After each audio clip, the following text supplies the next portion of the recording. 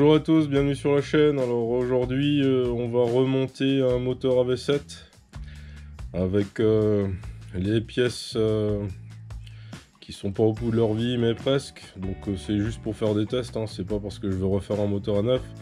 Donc j'ai de quoi refaire un moteur à neuf, je le ferai plus tard hors caméra. Donc l'idée c'est de remonter le RSAL 45 et d'alléger au maximum, on va dire, la partie mobile, piston et axe. Donc il y a la burette qui a allégé l'axe, Gamma 50 aussi, et puis donc alléger le piston. Donc là le piston il fait 76,5 grammes, l'axe il fait 23,84 grammes, un circlips fait 2,62 grammes. Donc on va prendre les conseils à gauche à droite, on va empiler ça, le tout avec une culasse qui a été retouchée, donc culasse Doppler de 51 qui a été reformée et sur laquelle on a fait un usinage avec une bande de squish. Donc on va monter tout ça. Au niveau des carters, j'ai 3 types de carters différents. Donc j'ai ces carters là AV7, donc ça doit être la dernière génération, avec l'angle droit ici, les perçages pour la graisse.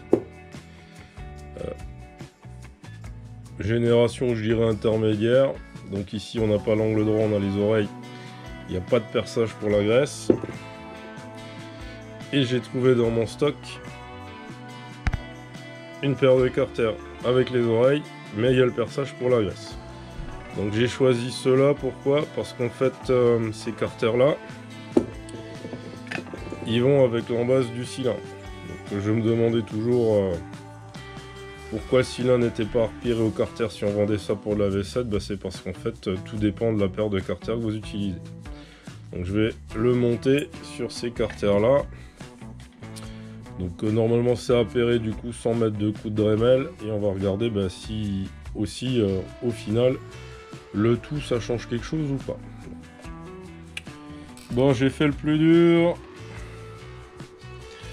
21,62 g, je suis parti de 23,85 g, donc j'ai perdu à peu près 2,35 g. Ça suffira. Donc comment j'ai fait? J'ai monté une limonde dans une perceuse et donc j'ai attaqué l'intérieur à la perceuse et j'ai essayé de faire quelque chose d'à peu près équivalent des deux côtés. Donc j'ai enlevé à peu près 1 gramme à gauche et à peu près 1 gramme à droite. Donc ça c'est ok. Bon, je vais y aller à la Dremel, hein. Je vais faire tomber la jupe du piston. Je vais essayer de faire une entaille là au-dessus de la fixation de l'axe de piston. Et je vais faire la petite entaille à l'arrière pour la pipe d'admission, comme c'était fait à l'époque. J'ai glissé, chef. Bon, ça a été plus compliqué que ce que je pensais, hein. C'est la première fois que je joue de la Dremel. J'ai ripé un petit peu. Bon, j'ai pensé au sisson. Il y a un côté qui est un peu plus joli que l'autre, mais bon. J'ai l'encoche et donc les jupes de piston qui sont tombées. Avant modif, j'avais 76,54.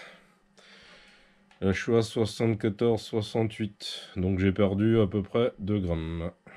Donc je vais monter un segment neuf là que je récupère dans une boîte d'un kit neuf. Alors celui-là il fait 2,62, donc si j'en enlève un, je perds 2,62. Bon, du coup au total je perds 6,96 g, donc 7 grammes. On va voir à l'usage ce que ça donne. Je vais boucher le trou du décompresseur puisque la culasse n'en a pas. Comme ça fait un problème d'éliminer potentiellement.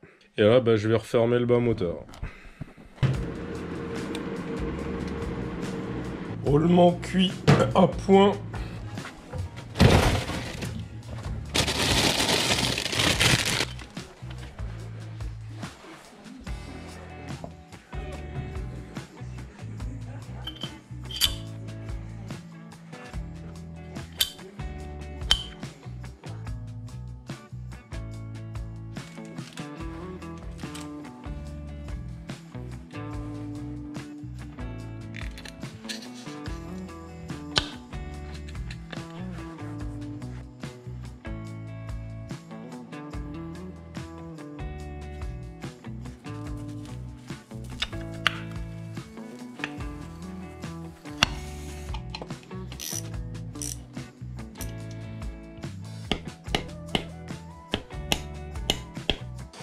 J'ai pris mon taux de compression, j'ai mesuré mon jeu à la coupe, taux de compression 10,49, jeu à la coupe, je suis à peu près à 0,25 sur un segment 9. Et ben Ersal, vous pourriez faire un petit effort là-dessus, hein. J'ai pas le choix, c'est tout ce que j'ai mesuré les deux neufs que j'ai d'un kit neuf, hein. Ils sont pareils. Je peux rien faire là-dessus. Autre problème que j'avais déjà repéré, hein, ça fait un moment mais que j'avais pas résolu, c'est qu'en fait les noyaux sont de travers, ce qui fait que les transferts sont découverts d'un côté mais pas de l'autre, aussi bien sur les latéraux que sur la sortie d'échappement. Donc on expérimente, hein. Donc j'ai interrogé ChatGPT sur des rampes sur le piston. Quand on a démonté, on avait vu que la calotte du piston était toute noire, donc balayage il n'y en a pas. Donc je vais limer un peu la calotte du piston. Je vais essayer de faire deux angles rentrants à peu près à 30 degrés, 35 degrés, j'en sais rien. Je vais y aller au feeling à l'œil, histoire de dégager un peu les transferts en point mort bas. Je vais limer la sortie d'échappement pour que j'ai pas la marche comme c'est le cas actuellement. Et puis on va expérimenter, on va tester, on verra ce que ça donne, hein. Bon, appelez-moi Bob le préparateur. Bon, j'ai fait un truc, c'est pour l'expérimentation, hein. ChatGPT m'a dit, si tu peux pas monter le cylindre, si t'as pas le renvoi d'angle pour gratter, c'est une bonne alternative de faire deux rampes sur le piston. Donc on verra ce que ça va donner. Du coup là normalement j'ai vérifié, je débouche bien tous les transferts. J'ai rectifié légèrement aussi la sortie d'échappement. Alors elle est pas tout à fait droite mais ça suffit pour que j'ai plus la marche. On va remonter comme ça et je vais remplacer le joint de culasse de 0,8 pour un joint de culasse de 0,2, ce qui me fait monter un taux de compression d'environ 11,8. Je gagne 1,4. Bon, c'est pour les tests, hein, c'est pas pour la gloire. Bon, le moteur est monté. J'ai une compression de malade. Donc là, sans décompresseur, à mon avis, j'arriverai pas à le démarrer à la poussette. Donc je vais repasser avec le joint que j'avais avant. Je vais remesurer mon taux de compression pour être sûr que je me suis pas trompé. Et si je suis repassé en dessous des 11, je vais le laisser comme ça. Et il n'y aura plus qu'à le tester.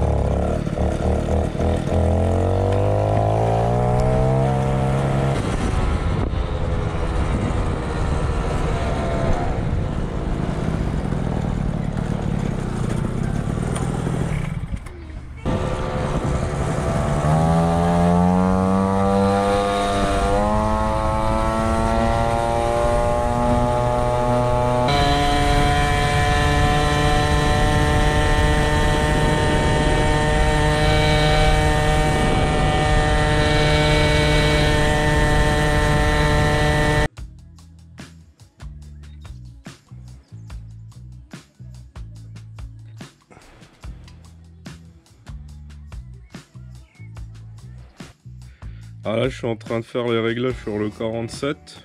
Je les avais jamais fait, hein. J'ai testé un RBO avec la vis de richesse. Alors si quelqu'un sait comment ça se règle, qui n'hésite pas à me l'expliquer en commentaire parce que j'ai rien trouvé. Ça ratatouillait sévère. Si je serrais la vis de richesse, ça calait. Et desserrer à fond, le moteur il boutait à mort. Et puis il n'y avait pas d'intermédiaire en fait.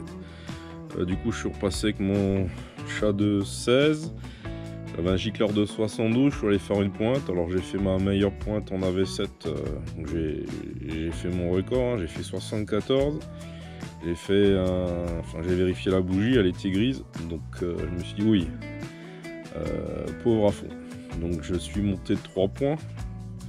J'ai mis ce que j'avais, 75, je suis reparti. J'ai fait des tests en B8. Donc là, voilà la couleur. Donc je trouvais que c'était encore un peu clair, mais j'ai pris la couleur marron. Du coup, j'ai encore monté 3 pins, je suis passé en 78. Et là, je suis allé faire un test avec une B9. Et donc là, je dirais pour moi, c'est mieux. Donc, marron foncé, un petit peu noir sur les bords, donc je vais rester comme ça en 78. Alors, c'est la première fois qu'avec un AV7, je suis obligé de monter aussi haut. Premier tir, la 74 avec le 72. J'avais le moteur à plus de 170 degrés. J'ai remarqué tout de suite qu'il a chauffé parce que j'ai commencé à perdre la puissance. Et là, ça fait plusieurs tirs que je fais avec le 75, le 78. Et donc, vous avez vu, j'ai mesuré 130. 130 à la culasse, 140 au cylindre. Donc pour moi, je dirais que c'est plus correct, c'est beaucoup plus acceptable. Par contre, ça vibre à fond. Ça a vibré tellement à un moment donné, là, j'avais serré à peine le carbu, il s'est desserré. Donc là, moteur qui a pas mal de couple. Par contre, ça vibre. Mais là, je vais pas y toucher, je vais plus y toucher pour l'instant, je vais le laisser comme ça. Donc je verrai si pour Marne, je vais rouler un peu avec celui-là, ou si entre temps, je remettrai un 45, on va dire, un peu plus safe.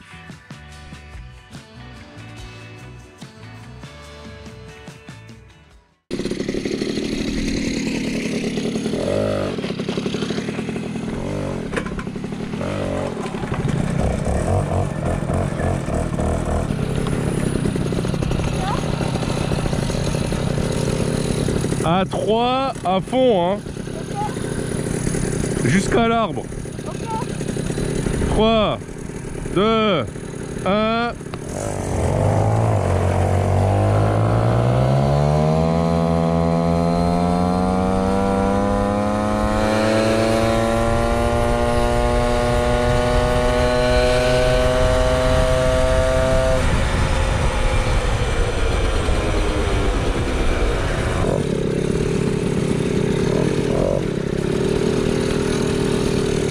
Pareil, jusqu'à l'arbre, hein. Ouais. Alors fais gaffe, hein, le guidon il bouge un peu, hein. C'est bon, t'es prêt? Ouais. 3, 2, 1, go!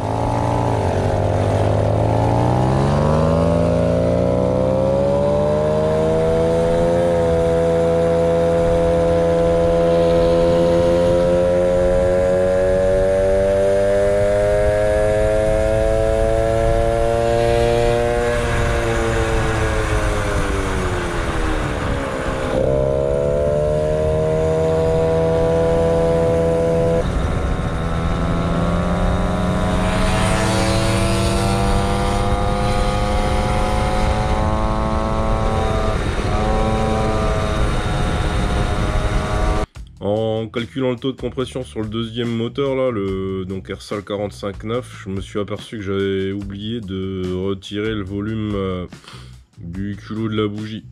Et donc en fait j'avais des taux astronomiques. Sur le 47 j'étais à 14,28 et sur le 45 en fait j'étais à 12,45. Du coup, la culasse là, qui visiblement, vu le volume, était prévue pour un diamètre 47, je l'ai enlevé, j'ai retravaillé une culasse de 39 que j'ai passé en 45, et là, avec un joint d'embase de 0,8, un joint de culasse de 0,5, je tombe à 12,07. Et pour le 45.9, j'ai rajouté une cale de 0,5, donc à l'embase je suis collé 1,2, le joint de culasse de 0,5, ça me donne le même volume de chambre avec la culasse origine en 39, et donc je suis à 12,07. Pareil. Donc où il faut retravailler la culasse, où il faut encore rajouter des cales, mais si on rajoute des cales, on change encore les diagrammes et j'ai pas envie. Du coup, bah, ça va rester comme ça, on verra comment ça va tenir, mais je commençais à en avoir un petit peu ras-le-bol de démonter, remonter, mesurer. Du coup, bon, 12, chiffre repère. On verra ce que ça donne.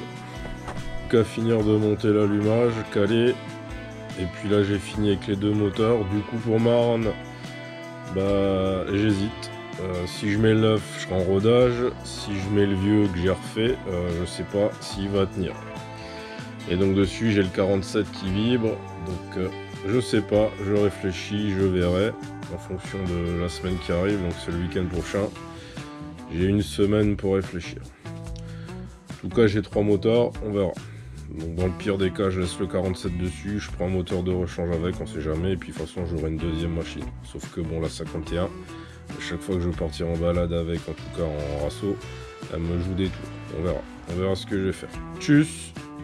Et puis bise à ceux que je vais voir à Marne la semaine prochaine. Bye.